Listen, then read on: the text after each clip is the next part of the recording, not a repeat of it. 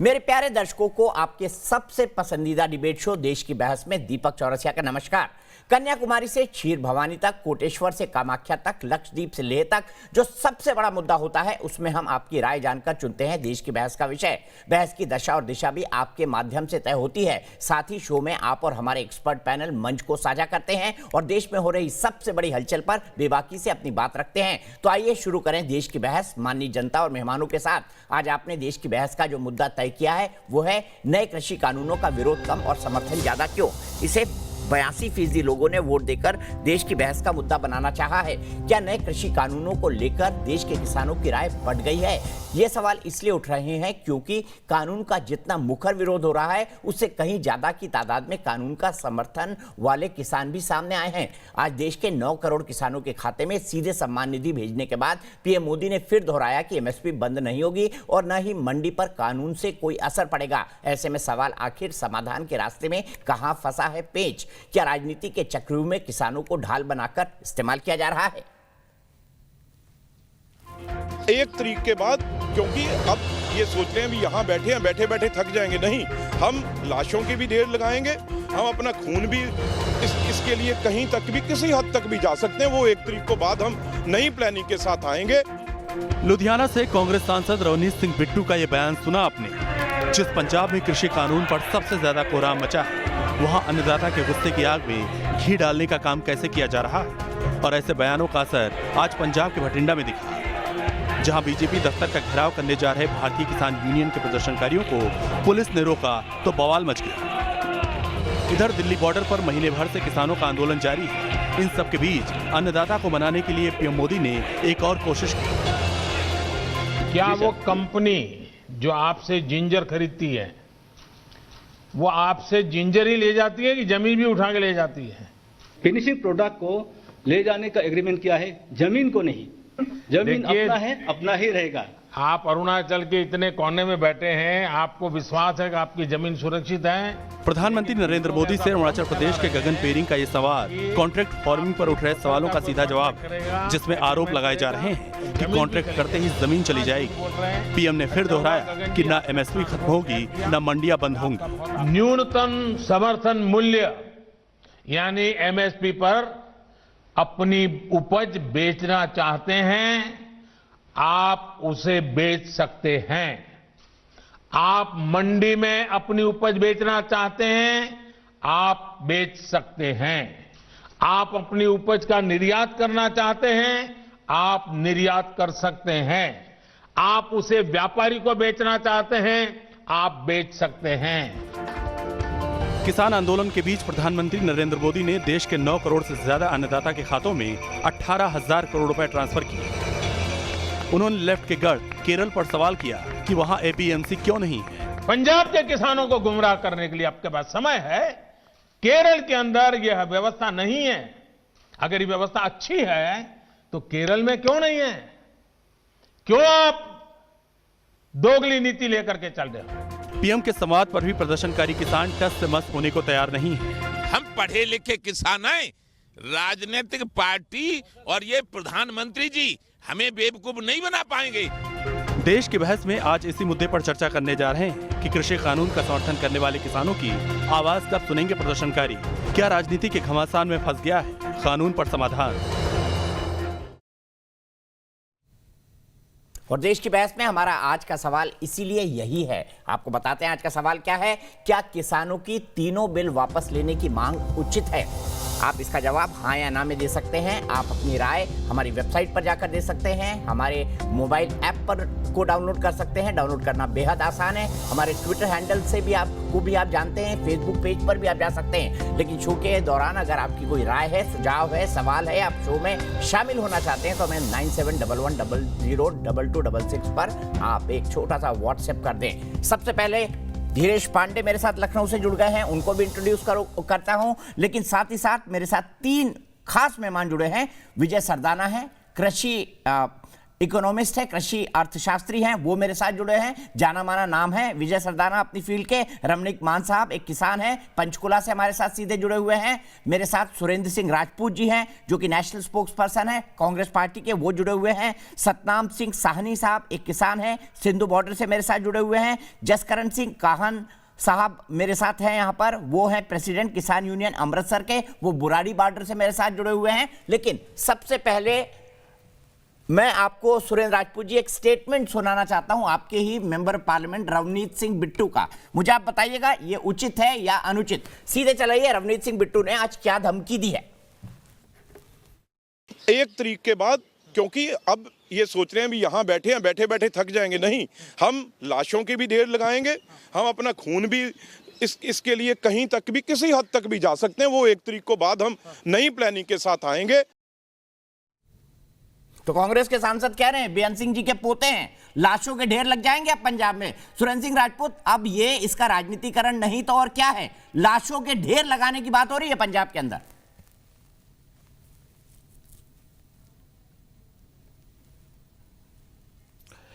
दीपक भाई, अपने अपने चश्मे हैं देखने के। 44 किसान से ज्यादा शहीद हो चुके हैं, 44 लाशों के ढेर तो अभी तक लग चुके हैं। और कितनी लाशों के ढेर लगाएगी भारतीय जनता पार्टी की मोदी सरकार? आप इस चीज को देखिए कि अपने खून से सींची हुई वो धरती, जिस धरती ने यहां पर ग्रीन रेवोल्यूशन लगाया, जिस धरती को आज की डेट में पूंजीपतियों के हाथ में गिरवी रखने की बात हो रही है। कोई धरती मां को अगर गिरवी रखने की बात करेगा, कोई एमएसपी को खारिज करने की बात करेगा, तो निश्चित तौर पर हम अपनी आहुति देंगे। रवनीत सिंह बिट्टू ने क्या गलत कहा? मतलब बिल्कुल आप उचित मानते हैं? अगर रवनीत सिंह बिट्टू लाशों के ढेर लगा देते हैं तो आप उचित मानते हैं उसको? अगर पंजाब में लाशों के ढेर लग जाते हैं किसान आंदोलन की रणनीति के बदलाव के बाद, तो आप उचित मानते हैं? यानी आप लाशों के ढेर, समर्थन कर रहे हैं। लाशों के ढेर सरकार लगा रही है दीपक चौरसिया साहब। पर 44 लाशों के ढेर लग चुके हैं, आपके सांसद ने 44 धमकी दी किसानों है। की शहादत सुरेंद्र हो भाई, चुकी है। आपके सांसद ने धमकी दी है। आज की डेट में आज आपकी डेट सत्ता के साथ नहीं, आज आपको किसानों के साथ होना चाहिए। सर, मैं किसानों के साथ ही खड़ा हूं, पर आपके एक जिम्मेदार सांसद की बाइट दिखा रहा हूं जो पंजाब के पूर्व मुख्यमंत्री बेअंत सिंह जी के पोते हैं। अगर आप जो ये कह रहे हैं कि साथ रणनीति में बदलाव के बाद 1 तारीख से लाशों के ढेर लग जाएंगे, मैं आपका ये तो हिंसा की धमकी है। क्या इसकी भी परिणति दिल्ली दंगों की तरह होगी जो शाहीन बाग की हुई थी? तौर पर मैंने आपसे निवेदन किया कि 44 लाशों के ढेर लगा चुकी है यह सरकार, कितनी लाशों के ढेर लगवाएगी? नहीं, बिट्टू की धमकी को मतलब आप जायज ठहरा रहे हैं। आप बिट्टू साहब अगर ये धमकी दे रहे हैं कि लाशों के ढेर 1 तारीख से लग जाएंगे तो वो जायज है।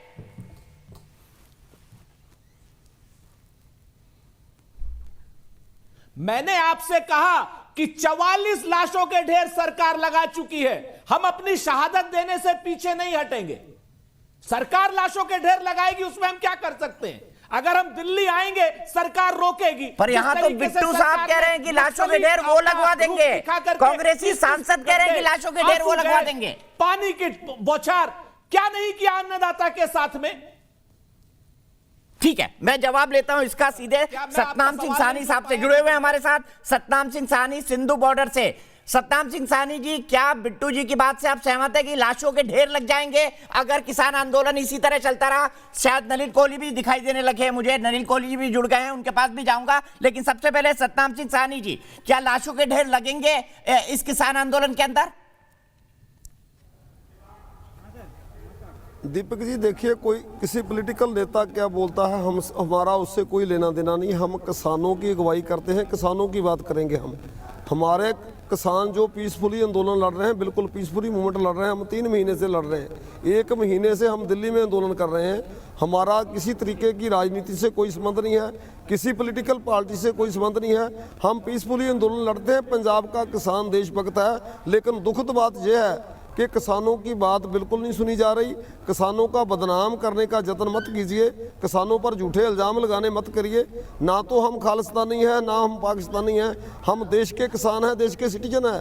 माननीय प्रधानमंत्री जी से अपील करते हैं कि आप किसानों के साथ मन की बात करिए, ज़रूर करिए, लेकिन जो दिल्ली के दरवाजे पे किसान आंदोलन करता है, कृपा कीजिए उस किसान के दुख को सुनिए, उससे साथ बात करिए, उसके मन की बात सुनिए। इस तीनों कानूनों के क्या फायदे हैं, क्या नुकसान है, आइए खुला सद्दा है, किसानों से बात करिए, हमको बुलाएं, माननीय प्रधानमंत्री जी के पास हम जाने के लिए तैयार हैं। देश के सभी बीजेपी के बड़े आगू गृह मंत्री जी भी मान चुके हैं इसमें बड़ी अमेंडमेंट की जरूरत है, इसमें बड़ी सारी गलतियां हो गई कानून में, जल्दबाजी में तीनों कानून खेती कानून बन गया। कृपा करें इस कानूनों को वापस लेकर किसानों के लिए भलाई के लिए कोई अच्छे कानून लाएं, हम उसका स्वागत करेंगे। माननीय प्रधानमंत्री जी से हमारी कोई दुश्मनी नहीं है, हम देश के नागरिक हैं, जिम्मेवार सिटीजन हैं, देश के वोटर हैं। हमारे दुख को समझिए, रोजाना किसान मर रहे हैं, डेली 2-3 किसानों की जाने जा रही है। पंजाब का किसान कितना देशभक्त है, उसको सर्टिफिकेट लेने की कहीं जरूरत नहीं है, ये देश का इतिहास जानता है, सभी देश जानता है, सारा वर्ल्ड जानता है। ठीक है, बिल्कुल ठीक कहा आपने। किसी ने किसानों को ना आतंकवादी कहा है, ना खालिस्तानी कहा है। मैं सीधे चलूंगा धीरेश पांडे के बाद, उसके बाद नलिन कोहली जी के पास आऊंगा। धीरेश पांडे के लखनऊ से जुड़े हुए हमारे साथ।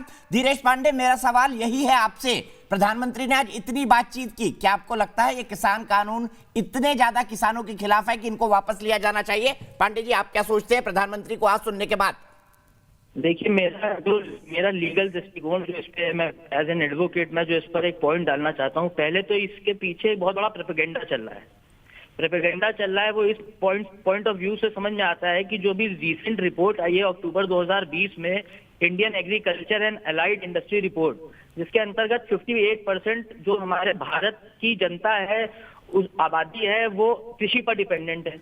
और ये जो एजुटेशन है, ये एजुटेशन अगर उस 58% का 1% आदमी भी या 0.5% आदमी भी किसान भी कर रहा होता, तो ये विश्व के 100 सबसे बड़े आंदोलनों में होता। तो ये कुछ मुट्ठी भर किसान, जिनका एक नेक्सस हम कहेंगे, जो बड़े किसान हैं, जिस चीज को हम तब जान पाएंगे जब ये आज से नहीं, हम इसको 2003 से जब कोशिश की गई मॉडल लेजिस्लेशन, जहां पर agriculture produce marketing amendment and regulation act को बनाने का, फिर उसके बाद जो MS स्वामीनाथन जी की रिपोर्ट आई 2004 से 2006, 311 पन्ने की रिपोर्ट है, 5 रिपोर्ट्स हैं, नेशनल कमीशन ऑफ फार्मर्स पर रिपोर्ट है। हर एक छोटे से छोटे एस्पेक्ट को छुआ गया है कि क्या प्रॉब्लम है, क्या सोल्यूशन हो सकता है। लेकिन इन सारी चीजों पर आज तक किसी सरकार ने कोई काम नहीं किया। मोदी जी की सरकार इस पर काम कर रही है। और जो कानून है, वो कानून बहुत सामान्य कानून है। 881 जो हमारा पहला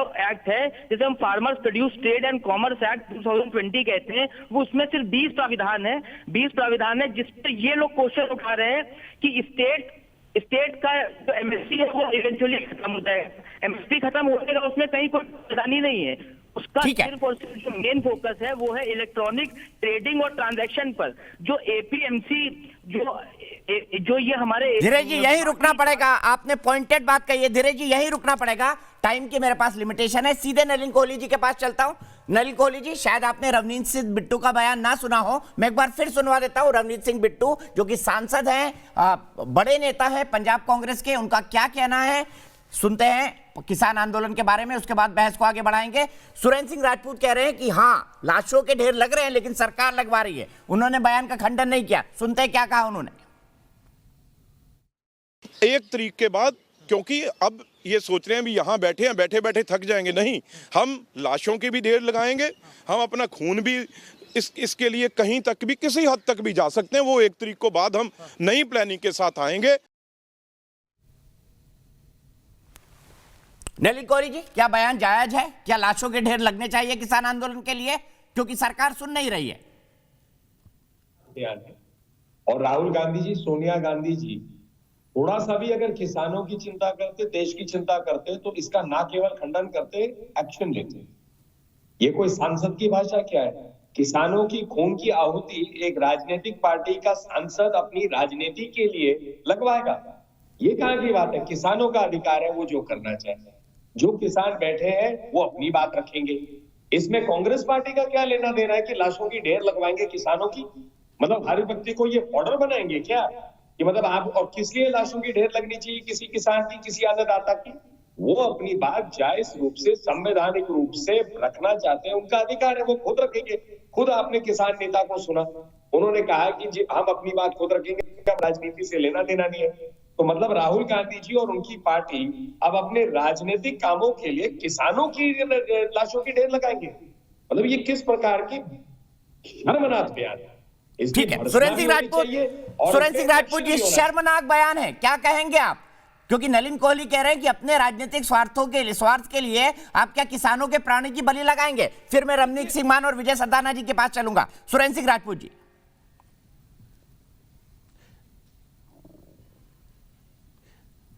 देखिए, नलिन कोहली साहब तो ऐसी संवेदनहीन, आतंकी और अहंकारी पार्टी के प्रवक्ता हैं जो पिछले 30 दिनों से जिन्हें शर्म नहीं आ रही है कि लाखों किसान सिंघू बॉर्डर, गाजीपुर बॉर्डर, टिकरी बॉर्डर पर पड़ा हुआ है और ये लोग 1200 किलोमीटर दूर जाकर के किसानों से कॉन्फ्रेंस की बात तो कर रहे हैं, 20 किलोमीटर दूर जाकर के उन किसानों की बात नहीं कर रहे हैं। आज की डेट में शर्म आती है हमें इनके इस रवैये पर। कहते हैं ना कि भाजपा किसान पर इस कदर एहसान करती है, वो आंखें छीन लेती है और चश्मे दान करती है। आज सम्मान निधि के नाम पर जो भारतीय जनता पार्टी के लोग किसानों का अपमान कर रहे हैं कि 15-15 हजार रुपए पर हेक्टेयर इनसे ज्यादा वसूल करके, पैसा वसूल करके सब्सिडी का, और 6,000 रुपए दे रहे हैं, और उसके बाद भी 14.5 करोड़ किसानों को नहीं, मात्र 9 करोड़ किसानों को, बाकी 5 करोड़ किसान कहां गए ये बिल्कुल नहीं बताएंगे। ये सिर्फ विवादित बातों पर उलझाएंगे। किसान आंदोलन को उलझाइए मत, किसान आंदोलन को सुलझाइए। नलिन कोहली जी, ये आपकी जिम्मेवारी है। आप इस वक्त सत्ता में हैं, सत्ता का काम विवाद पैदा करना नहीं, विवाद खत्म करना होता है।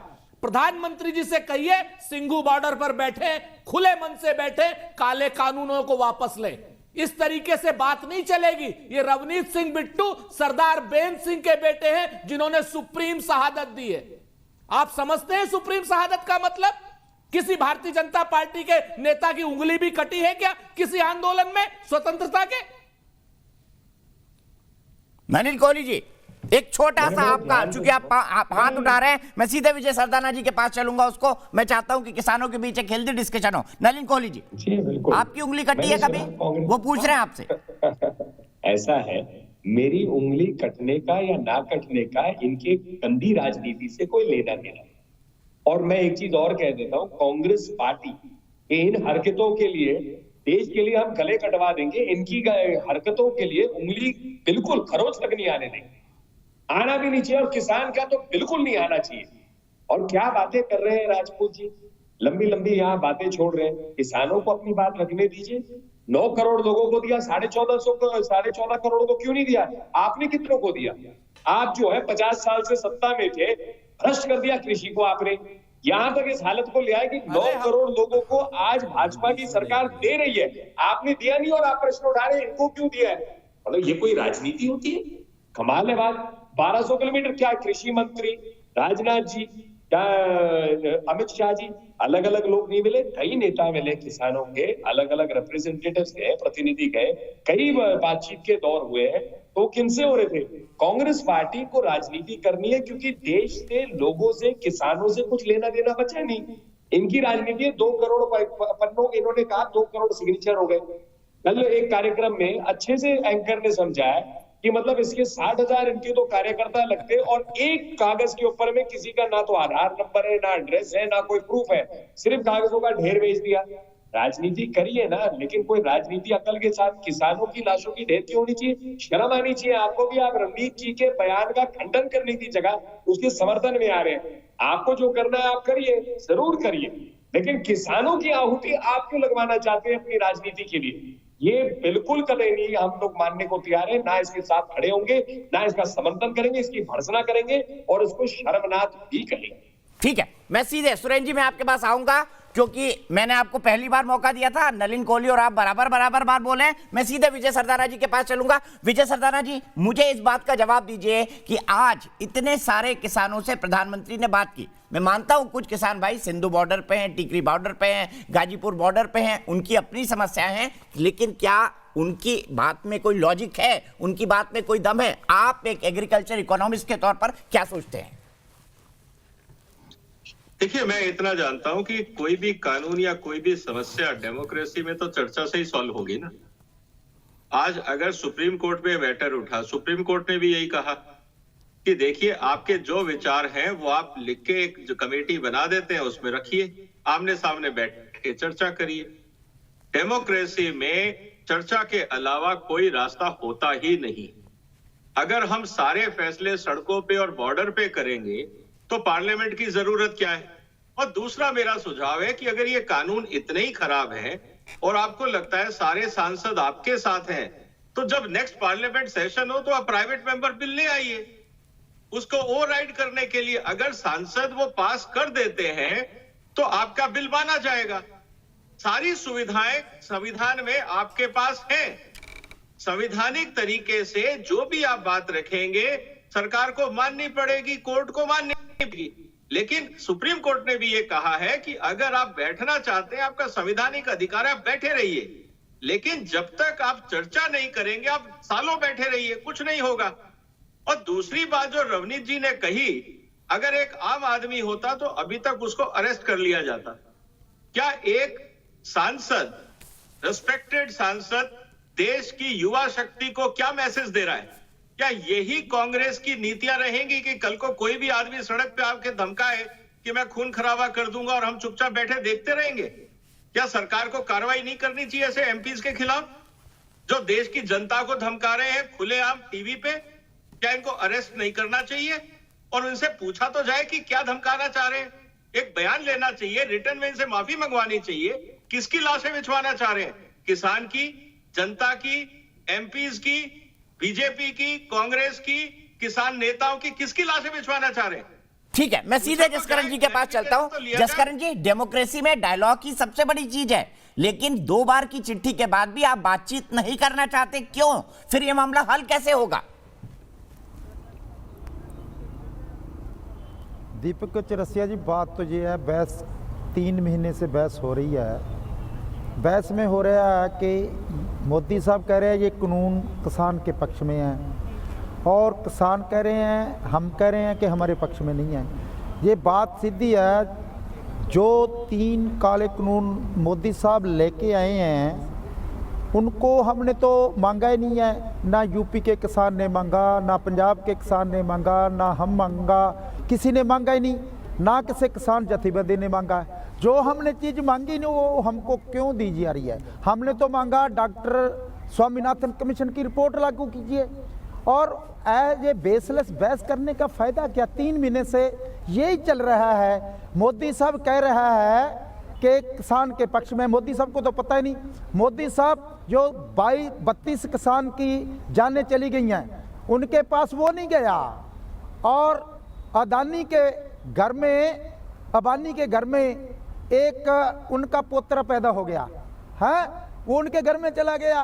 पोतरे का क्या मैंने है, कहाँ जा रहा है? उन्होंने लूटा, पहले लूटा, अदानी लूट। जसकरण जी, वो गलत तस्वीर है, वो एक फैब्रिकेटेड तस्वीर है। और वो पोता अडानी क्या नहीं, अंबानी क्या हुआ है? और जो तस्वीर प्रधानमंत्री की जो घूम रही है वो बिल्कुल गलत है। हाँ जी, वो बिल्कुल गलत है। मैं आपको ठीक कर दूं, वो तस्वीर गलत है। जो सोशल मीडिया में तस्वीर चल रही है कि पोता होने पर वहां चले गए, किसानों के पास नहीं गए, वो पूरी तरह गलत है। उनको बयान देना। अब कह रहे हैं ये खुली मंडी है। खुली तो पहले है। मोदी साहब कहता है एमएसपी नहीं टूटेगी, एमएसपी तो पहले है। एमएसपी को तो जनाजा निकल गया। अब पैटी का रेट 1868 रुपये है। हाँ, यूपी में 900 में बिक रहा है और मक्का का रेट 1447 है। पंजाब में 800 में बिक रहा है, बिहार में 600। और कपास का रेट कितना 5515 रुपये है और 250 रुपये बिक रहा है। रमनीक सिंह मान जी को लाते हैं, रमनीक सिंह मान जी को लाते हैं। और ये क्या हुआ है? इसका बेसलेस। रमनीक सिंह मान जी एग्री कर रहे हैं कि वाकई किसानों के साथ अन्याय हो रहा है और ये तीनों काले कानून है जिनको वापस ही लेना चाहिए। रमनीक सिंह मान जी, बिल्कुल। देखो दीपक भाई, मैं 2-3 बातें बड़े 1 मिनट जसकरण जी, 1 मिनट भाई जी, मैं ਤੁਹਾਨੂੰ बड़े इत्मीनान नाल सुनिया। मैं प्लीज मेरी बेनती है तुसी मेरी भी गल सुनियो प्लीज। सुन रहे आपकी बात, सुन रहे, ध्यान से सुन रहे हो। बड़ी मेहरबानी थोड़ी। ना दीपक जी मैं आपको वाजे तौर पे 2-4 बातें बताना चाहता हूँ। पहले तो जसकरण जी बहुत ही बड़े भ्रम का शिकार हुए हैं। कैसे इन्होंने कहा कि यहाँ पे जो हमारे किसान भाइयों ने जान गंवाई है उनके नहीं बल्कि अडानी अंबानी के जाते हैं, जो कि गलत है। आप भी जानते हैं इस बात को, मैं भी जानता हूँ। भ्रम और झूठ फैलाने की कोई सीमा नहीं होती। दूसरी महत्वपूर्ण बात, इन्होंने कहा कि ये कानून कभी मांगे नहीं गए। हमको भ्रम नहीं कह सकते, आप भ्रम में हो कि बाबा महेंद्र सिंह टिकैत भाई जी एक मिनट देखो, तुसी बिच खुद के ना पाओ, मैं थोड़ी बारी नहीं बोलिया ना जी, मैं सुनी तुसी गलत बोल रहे थे, मेरे साहब नाल गलत बोल रहे थे। Please hear me out, please मेरा तुहानू बेनती है जी, प्लीज सुनो। नहीं जी, थोड़े 70 ਦੇ ਦਿਹਾੜੇ ਤੁਸੀਂ ਠੀਕ ਬੋਲ ਰਹੇ, ਮੈਂ ਆਪਣਾ ਪੱਖ ਰੱਖਿਆ, ਤੁਸੀਂ ਆਪਣਾ ਰੱਖੋ। ਪਲੀਜ਼ ਤੁਸੀਂ ਆਪਣਾ ਪੱਖ ਰੱਖੋ, ਪਰ ਤੁਸੀਂ ਮੈਨੂੰ ਗਲਤ ਨਹੀਂ ਰੋਂਗ ਨਹੀਂ ਕਹਿ ਸਕਦੇ। ਮੈਨੂੰ ਬੋਲਣ ਦੀ ਇਜਾਜ਼ਤ ਦਿਓ, ਮੈਨੂੰ ਰੋਂਗ ਕਹੋਗੇ ਮੈਂ ਤੁਹਾਨੂੰ ਰੋਂਗ ਕਹੀ ਜਾਊਂਗਾ। ਬਤ ਮੈਨੂੰ ਬੋਲਣ ਦੀ ਇਜਾਜ਼ਤ ਦਿਓ। बोलो पर भ्रम की बात नहीं करनी। फिर बाजी तुसी डिबेट कर लो, हम भी किसान के बेटे हैं, सभी हमने नहीं तुसी भ्रम से जी, मैं साबित करदा है। करो तुसी बात करो, मैं साबित कर देना जी, कोई गल नहीं। तुसी फिर भ्रम चो, तुसी भ्रम चो मैं कहना जी 2 मिनट दियो ਮੈਨੂੰ प्लीज। फिर तुसी भ्रम चो इंटरप्ट फिर बाजी ते फिर भ्रम क्यों कहने हो? भ्रम कादा फिर भ्रम ਤੁਹਾਡੇ ਚ है ही है जी। मैं दस डाउन कर दो। जी सुन लीजिए, प्लीज सुन लीजिए, उन्होंने आपकी बात सुनी, सुन लीजिए, उनको भी 1 मिनट देते हैं, अपनी बात कहते हैं वो। भ्रम ना कहें हैगा मैं साबित करदा जी, 1 मिनट दियो। यूपी के बहुत बड़े नेता हुए हैं चौधरी महेंद्र सिंह टिकैत, जिनके बेटे राकेश टिकैत हैं। आज वो भारतीय किसान यूनियन के प्रवक्ता है, राष्ट्रीय प्रवक्ता है। उनके जो ज्येष्ठ पुत्र हैं, बड़े बेटे हैं, वो राष्ट्रीय अध्यक्ष हैं। भारतीय किसान यूनियन ने 1970 के दहाड़े से 1970 के दशक से इन्हीं चीजों के लिए संघर्ष किया। यूपी के किसान, पंजाब हरियाणा के किसान, समस्त भारत के किसानों ने ऐसी आजादी की मांग करी थी। उसी का कारण है कि निरंतर 2003, 2005, 2008 से लेकर 2019 तक जो मांग पत्र रहे भारतीय किसान यूनियन के, उसके अंदर इसी चीज की मांग करी गई कि एपीएमसी से हमारे को आजादी दिलाई जाए, हमारे को एक वैकल्पिक व्यवस्था दी जाए जिसके अंदर हम जाके अपना माल अपने रेट के ऊपर, अपना रेट लगा के अपने दाम पे अपनी चीज बेच सकें। ये वाज़ेह तौर पे है। और उसका सबूत ये है कि जो टिकैत साहब है, पिछली बार आपके डिबेट पे टिकैत साहब मेरे साथ थे और आपने दीपक जी खुद उनका 4 जून 2020 का हिंदुस्तान अखबार का बयान पढ़ के सुनाया था, जहां पे उन्होंने इन कानूनों का समर्थन किया था। आज वो इन कानूनों की खिलाफत कर रहे हैं, कारण क्या है वो बेहतर बता सकते हैं। अब बात आ गई, क्या ये वास्तव में किसान है या नहीं है, एक अलग विषय है। परंतु मैं ये जानना चाहता हूं, क्या योगेंद्र यादव किसान है, क्या दर्शनपाल सिंह किसान है, क्या ऐसे ही लोग, ये राकेश टिकैत जी 2 चुनाव लगे, जमानतें जब्त कराई इन्होंने, इनके पास क्या अधिकार है? जसकरण जी जाए, प्रधानमंत्री जी से बात करें, कृषि मंत्री जी से बात करें, जो किसान जत्थेबंदी है, पहले अपने दिमाग से ये गलतफहमी निकालें कि ये किसी ने इसकी मांग नहीं करी, इसकी निरंतर मांग हुई। इसी कारण से कांग्रेस पार्टी ने 2019 के मैनिफेस्टो में, 2017 के मैनिफेस्टो में आम आदमी पार्टी ने इन चीजों को इंक्लूड किया, जोड़ा गया। ऐसा नहीं है कि किसी ने मांगी नहीं है, ये गलत है। अब आता हूं मैं रवनीत सिंह बिट्टू की बात। हमने कांग्रेस से क्या लेना है? इनके दादाजी, हमने कांग्रेस से क्या लेना है? हम किसान ने नहीं मांगा, किसान ने नहीं मांगा, तो कुछ दिता भी नहीं कांग्रेस ने, हमने मांगा, कांग्रेस ने दिया ही कुछ नहीं। कांग्रेस ने दिया क्या किसान को? मैं दसदा जी की दिता कांग्रेस ने। कांग्रेस ने माने हमको कांग्रेस से क्या लेना देना? हमको कांग्रेस से कोई लेना देना नहीं, किसान ने नहीं मांगा। ਤੁਸੀਂ ਵਿੱਚ ਬੋਲਦੇ ਆ, ਤੁਹਾਡੇ ਸਬਰ ਨਹੀਂ ਹੈ। नो ਤੁਹਾਡੇ ਅੰਦਰ ਸਬਰ ਹੈ, ਤੁਸੀਂ ਝੂਠ ਬੋਲੀ ਜਾਓ ਐਵੇਂ। ਤੁਸੀਂ ਮੈਂ ਸਿਆਸਤ ਅਸੀਂ ਮੰਗਿਆ ਨਹੀਂ। ਕਾਂਗਰਸ ਦਾ ਮਤਲਬ ਕੀ ਹੈ? ਕਾਂਗਰਸ का क्या आम सियासत है? मैं दसदा रवनीत बिट्टू का की मतलब है? ना ਤੁਹਾਨੂੰ ਗੱਲ ਤਾਂ हिंदी में सर सब दर्शक पंजाबी नहीं समझ पाएंगे, हिंदी में बात करें, बाकी लोग पंजाबी नहीं समझ पाएंगे। अब बताओ, मैं ये कह रहा हूं दीपक चौरसिया जी, क्या ये बात सुनो, अब यूपी में पैंती 1868 में है, 900 में क्यों बिक रहा है? जवाब दो, मेरी सुन दो, ये जवाब तो दो। अरे भाई साहब आप मेरी सुन रहे हो क्या? आप मेरी सुन रहे हो क्या? मैं सुनूं आपकी? 1868 रुपये रेट है, 900 में क्यों बिक रहा है? ये जवाब दो। मक्की का रेट 1400, जवाब देना 1449 मक्की का रेट 800 में क्यों बिक रहा है? जवाब दो क्यों बिक रहा है? डिबेट करना मैं देना, जब मेरी गल पूरी हो ले थोड़ी गल का जवाब दूंगा, पक्का दूंगा। मैं वायदा करता, मैं अपनी गल पूरी करूंगा, थोड़े हिसाब से थोड़ा चलांगा, थोड़े हिसाब से थोड़ा चला। मैं तो आपके हिसाब से नहीं चलूंगा जी, मैं अपनी मेरे साथ का जवाब दूंगा। आप थोड़ा संयम रखिए। ना फिर आप ऐसे भी नहीं कहता भी किसानों ने मांगा। महेंद्र सिंह टिकैत ने क्या मांगा था? उन्होंने क्या एजिटेशन हुई, उन्होंने क्या डॉक्टर स्वामीनाथन कमीशन चाहिए, वो लागू कर दो। 2000 अच्छा वो लागू कर दो। आप 2019 का सुनो जी, सुनो आप ये बताओ कि महेंद्र सिंह टिकैत जी का 2004 में दिसंबर स्वामीनाथन कमीशन की रिपोर्ट पार्लियामेंट में पड़ी है, उसको लागू कर दो। मैं बात कल करूंगा, मैं आपसे बात बाद में करूंगा जी, एक मिनट। दीपक जी, यहाँ तो आप इनको थोड़ा सा या तो फेडर डाउन कर दीजिए। मैं अपनी बात कह लूं, रवनीत सिंह बिट्टू ने जो बात कही, इनके दादाजी जो है, इनका भी ये खानदानी पेशा लाशें बिछाने का, कांग्रेस पार्टी का ये खानदानी पेशा लाशें बिठाने का, 47 से लेकर 84 तक, उसके बाद हमने 90 से लेकर 95 तक देखा पंजाब में क्या हुआ। इनके दिमाग अपना सही रख के बात कीजिए आप। एक पूरी सरदार बेन सिंह के बारे में बात करने के लिए और कांग्रेस के बारे में बात करने से पहले 10 बार सोच के बोलिए। भाई आप मेरे पे जिस तरीके की भाषा का इस्तेमाल आप कांग्रेस के लिए कर रहे हैं वो अशोभनीय भी है और अस्वीकार्य भी है। ठीक बोल रहा हूं, आप किसान नहीं, भारतीय जनता पार्टी के कहीं ना कहीं लाइजनल एजेंट की तरीके से बात कर रहे हैं। मैंने आपको शर्म नहीं आती है इस तरीके की बात करते हुए? जिस आदमी ने सुप्रीम शहादत दी हो उसको कह रहे हैं इनका लाशें बिछाने का कारोबार है। बदतमीजी की और बेहूदगी की हद है। बोलने में कोई शर्म नहीं है, शर्म आपको नहीं आती, आप बेहुदा इंसान हैं। सच बोलने में कोई शर्म नहीं है। 1984 में क्या किया आप लोगों ने पता है? कांग्रेस के लिए आप ऐसी बातें कह रहे हैं। गिरता है तो आप अपनी बात कहिए, आपको दलाली करनी है भारतीय जनता पार्टी की कीजिए, सरकार की कीजिए, लेकिन कांग्रेस को क्यों आप बीच में घसीट रहे हैं? क्यों नहीं भाई, मैं बात करूंगा। अरे भाई, बड़ा पेड़ और छोटे पेड़ को छोड़िए, अभी आप अपनी बात कीजिए। आप निहायत बदतमीज, बेशरम और बेहुदे इंसान हैं, भारतीय जनता पार्टी के दलाल हैं। सांसद लाशें बिछाने की बात करते हैं, ये IAS भारतीय जनता पार्टी के दलाल हैं। कहाँ के ये भाई लाशें बिछाने की बात करते हैं? आप जो है भारतीय जनता पार्टी के बेहुदे ठेकेदार बोलो, तुम मुझे कॉन्ट्रैक्टर बोलो, तुम कुछ बोलो।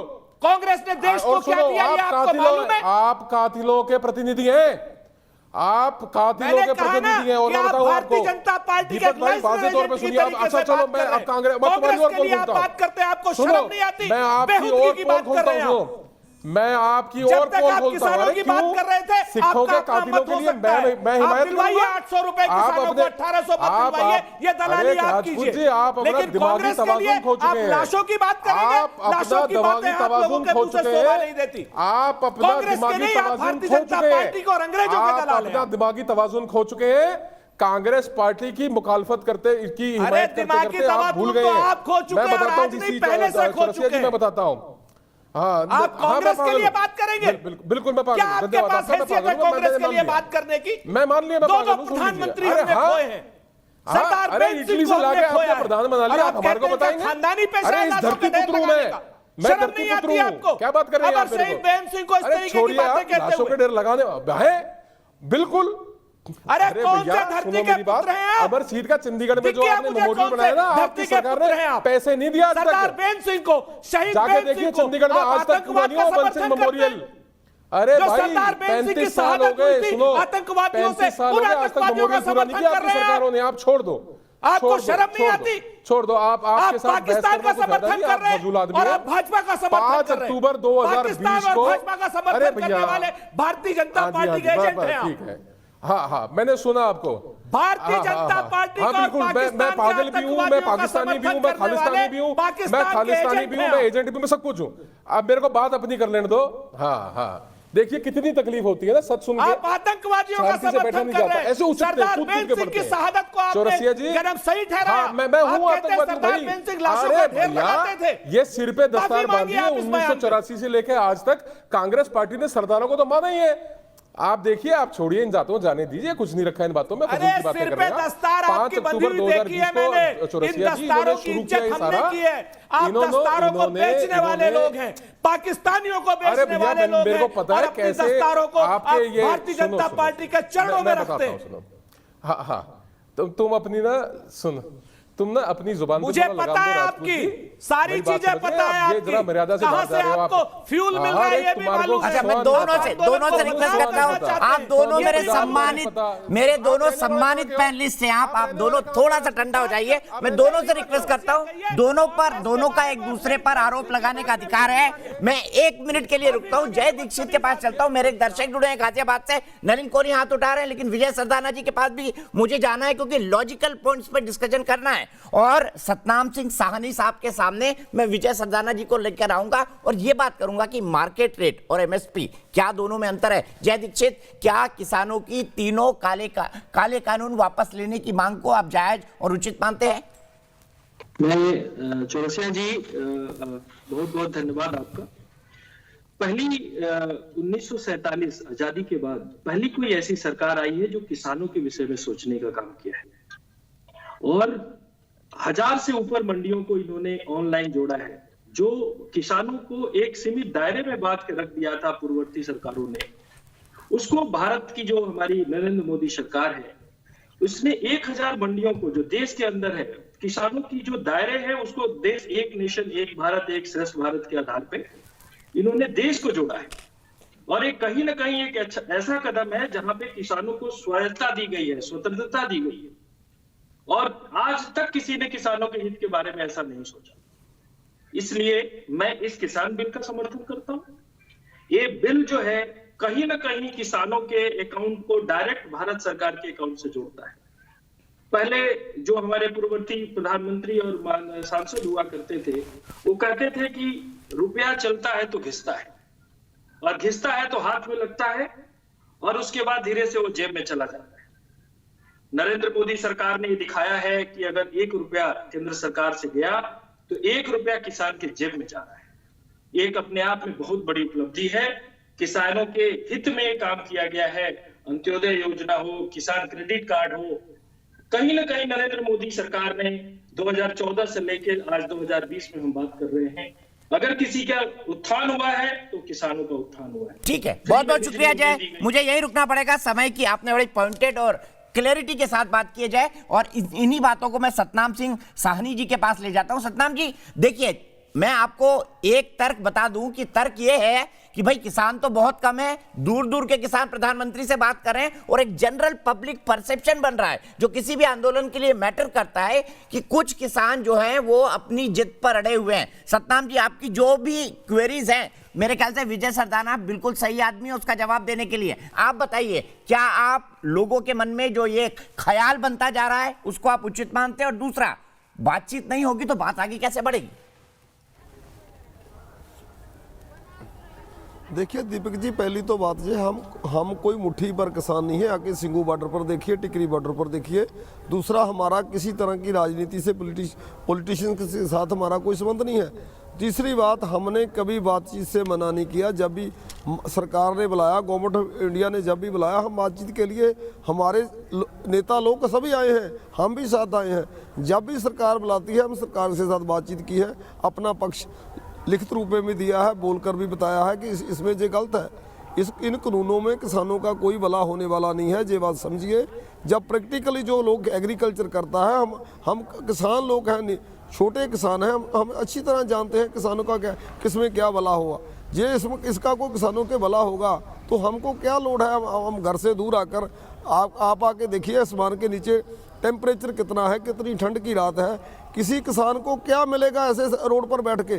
घर में दूर बैठे हैं, किसान मर रहा है, बहुत बीमार हुआ है। हमारा परिवार भी पीछे बहुत माड़े हालातों में, बहुत मंदे हालात है किसानों के परिवारों में। किसी में वृद्ध है, किसी में बच्चे हैं। ये बात कह के किसानों का अपमान मत कीजिए कि मुट्ठी पर किसान बैठे हैं। 6 डिग्री की ठंड में बैठे रहना कोई आसान बात नहीं है। आदमी यहाँ 3-3 कपड़े पहन के अपने घर के अंदर बैठता है, और आप 6 डिग्री की ठंड पर बैठे हुए हैं। विजय सरदाना जी, कोई तो लॉजिकल पॉइंट होगा इन किसानों के मन में, या आपको जो हमारे नेता बीजेपी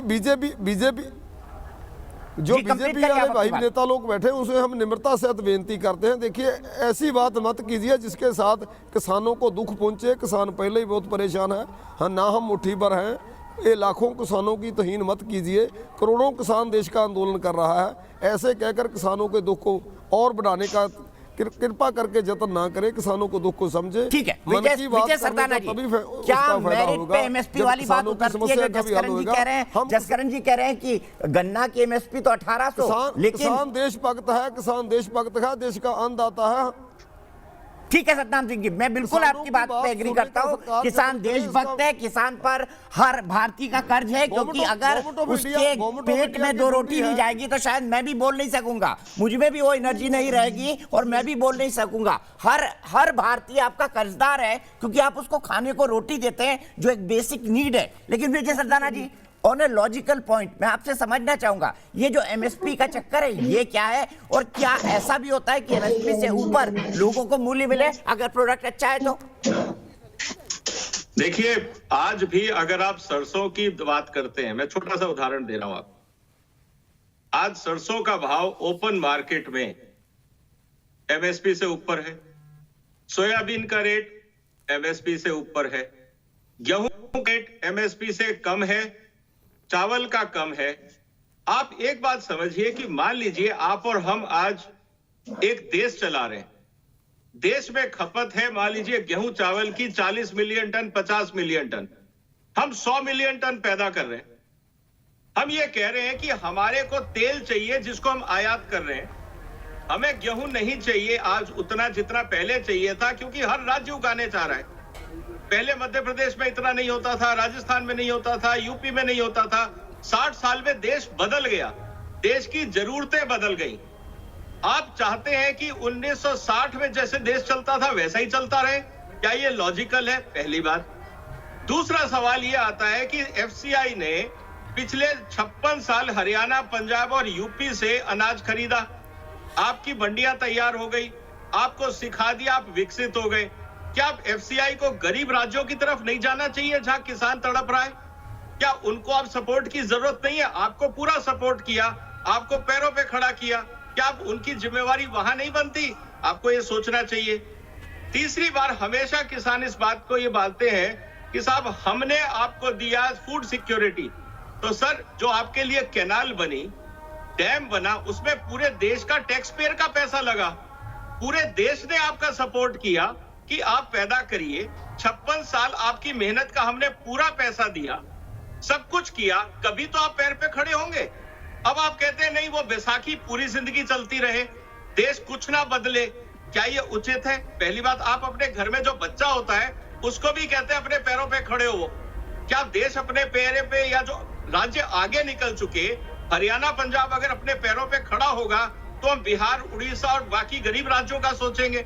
आप छोड़े तो सही, उनके लिए हक, पहली बात। अब दूसरा नंबर ये आता है एमएसपी का। आज सरसों का रेट एमएसपी से ज्यादा है, सोयाबीन का रेट एमएसपी से ज्यादा है। क्यों है आप खुद जानते हैं, आपको भी पता है, जिस चीज की डिमांड होती है उसका रेट होता है। आपको किसी ने मना नहीं किया कि आप तिलहन की फसलें लगाएं, कभी किसी ने मना नहीं किया। आपके पंजाब में जो लोग तिलहन की फसल लगाते हैं उसको एमएसपी से ऊपर रेट मिलता है। अब आप आती है बार बार बात मक्के की। पिछले साल आप ही के देश में मक्के का रेट था 21, 22, 23, 24 रुपए। उस समय आप ही के गांव में जो मुर्गी का किसान था वो रोज भारत सरकार को चिट्ठी लिख रहा था कि मैं मर रहा हूं, मेरे को बचाओ। मैं पिछले साल की बात नहीं, एमएसपी का मामला है। अरे भाई मेरी बात सुन लो, अब आप पूरी बात सुनो। उस समय हम रोज किसानों को कहते थे भैया ना एमएसपी का मामला ना, मैं वही एमएसपी का मामला तो बताओ। अब तो जरा आप तो सरसों है, अब सरसों पर किसान के पास तो सरसों नहीं, ये तो व्यापारी के पास चली गई है, मेरी बात व्यापारी के पास चली गई है। एमएसपी देखो बात नहीं सुन रहे, नहीं पूरी बात सुनो। जमाना बदल, इतनी हड़बड़ क्यों है? जमाना तसल्ली रखो, यही प्रॉब्लम है, आप सुनना नहीं चाह रहे हो। जसकरण जी कंक्लूड कर लेने दीजिए ना उनको। सतनाम जी वो उंगली उठा रहे थे, वो जवाब देना चाहते हैं। जसकरण सिंह जी कंप्लीट कर लेने दीजिए। विजय सत्ताना जी कंक्लूड करिए। देखिए मैं इनसे ये कह रहा हूं, इस देश का टोटल बिल है 16,50,000 करोड़। इनको हर साल एमएसपी चाहिए और हर साल एमएसपी बढ़ा के चाहिए। हर साल आप एमएसपी बढ़ाएंगे, 90,000 करोड़ रुपए का हर साल एडिशनल खर्चा आएगा। इस देश में टोटल पैसा है 16,50,000 करोड़ रुपए, टोटल टैक्स कलेक्शन। कहां से लाएंगे पैसे? आप देश बनाइए, आप बजट बनाइए एग्रीकल्चर का। 16,50,000 करोड़ रुपए ले लीजिए, कागज पे लिखिए और बताइए। अदानी बानी को यही तो गलत फहमी है ना, ये सीखना चाहते हैं, आप तो किसान को लूट रहे हैं, समझना चाहते हैं, किसान को लूट रहे हैं। ये देश चलाना किसान से चलाना है, चाहिए ना एजुकेशन चाहिए। ये अदानी को लूटो, अबानी को लूटो। जो एक पेट्रोल पंप में नौकर था वो ऐसे कैसे बन गया? अरे आप किसान को तो बेचारा बन गया। आप कैसे बन गया? बात है, उसने दम कैसे बन गया वो कैसे बन गया? पेट्रोल पंप से छोड़ा, हमारे पास टेलीकॉम में आया, हमारे पास तो आप भी गेहूं छोड़ो, सरसों लगाओ। कैसे गया? कैसे बन गया? सरसों लगाओ। नहीं कैसे बन गया बताओ? कैसे बन गया? कैसे बन गया? उसने दिमाग लगाया। कैसे बन गया ऐसा? दिमाग लगाया, बताओ तो सही, बताओ। दिमाग लगाया भाई, कैसे दिमाग दुमुक नहीं लगाया? दिमाग सभी का, अदानी बानी का दिमाग ज्यादा नहीं है। उसका ज्यादा नहीं है। ज्यादा आप लगा लो, हाँ, आगे निकल वो जाओ। तो बॉर्डर पे क्या करता था, सोने की स्मगलिंग करता था बिहार में, अरे वो सर, सोने की स्मगलिंग करता था पहले। हम ऐसी बातें उनको क्यों किसी ने किसी के छट बारे दिया? में बोले जो ऑथेंटिक नहीं है? माफ कीजिएगा, मैं नहीं अलाउ करूंगा जसकरण जी, हम ऐसी बातें किसी के बारे में क्यों बोले जो ऑथेंटिक नहीं है? मैं सत्ताम जी के बारे में, सत्ताम जी एक क्विक जवाब विजय सरदाना जी का, फिर नलिन कोहली और सुरेंद्र सिंह राजपूत। सत्ताम सिंह जी, किसान जवाब। ना नीरज मोदी कहाँ है, नीरज मालवीय कहाँ है, वो इतने पैसे लेके भाग गया, उनकी बात है, किसान के नाम पड़े रहते हो। हाँ, सत्ताम जी बोलिए, जसकरण जी एक मिनट, आपने बोल लिया। सत्ताम जी की बारी है, फिर नलिन कोहली और सुरेंद्र राजपूत जी। सत्ताम जी, वो कहाँ है? हमारी बात सुनिए दीपक जी, हम जो आंदोलन लड़ रहे हैं एक सिर्फ पंजाब के किसान के लिए नहीं लड़ रहे हैं, सभी देश के किसान के लिए, उसकी भलाई के लिए आंदोलन लड़ रहे हैं। सभी के लिए लड़ रहे हैं, किसान को भिखारी मत समझिए, सभी के लड़ रही हैं, सभी किसान के लिए लड़ रहे हैं। किसान को सभी देश के किसान का लड़ाई लड़ रहे हैं। से नहीं खरीद रहा है। पहले सुनिए जी, भाई साहब सुनिए, प्लीज बिहार के किसान की भी है और यूपी के किसान की है। हम कहना चाहते हैं यूपी को एमएसपी दीजिए, बिहार को एमएसपी दीजिए, राजस्थान को एमएसपी हमने आपको सुना, ये सभी को एमएसपी दीजिए। बिहार से खरीदवाइए। आपका जवाब सुनिए। आप दीपक जी, मैं इनसे एक बात पूछता हूँ, इनका किसान को सारी मंडियां किसान की जत्थेबंदियों को दे दें, आप अपनी मंडियां चलाइए। हम उसके लिए एजुकेशन कर रहे हैं। आप सारी मंडियां खुद लो अपने कब्जे में, मंडी के अंदर भी आप बैठो, मंडी के बाहर भी आप बैठो, अपना रेट तय करो। आप सरकार कैसे चला रहे हो? आप किसानों को सरकार दे दें, आप छोड़ दें, ये छोड़ दें सरकार, छोड़ दें सरकार। ठीक है, बहस हो गई।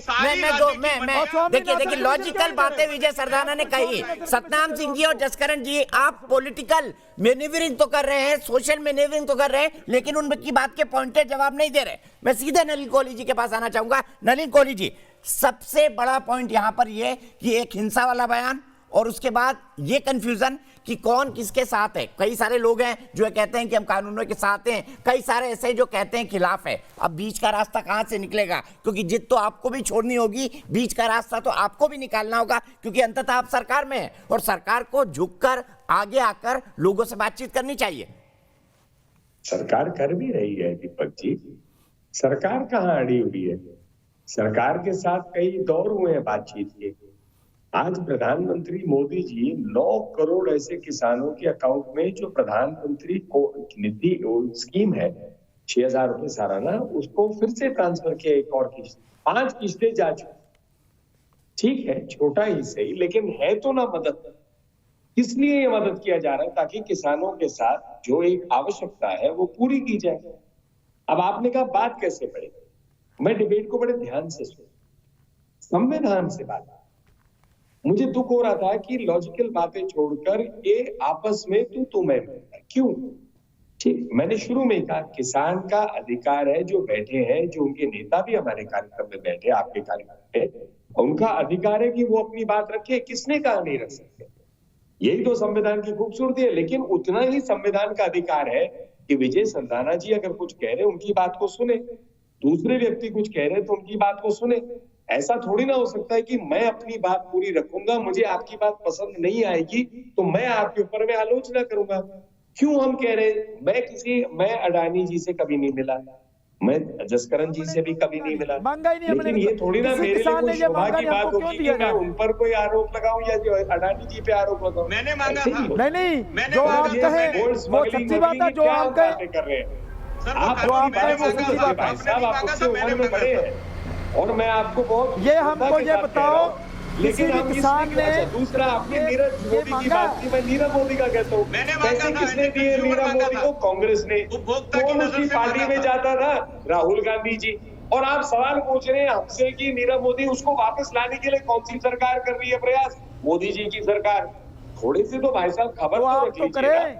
मतलब हजारों करोड़ रुपया कांग्रेस की सरकार में, उनकी पार्टी में जाते राहुल गांधी जी, और मोदी जी की सरकार उनको देश में उस भगौड़े को वापस लाए ताकि कानूनी कार्रवाई हो।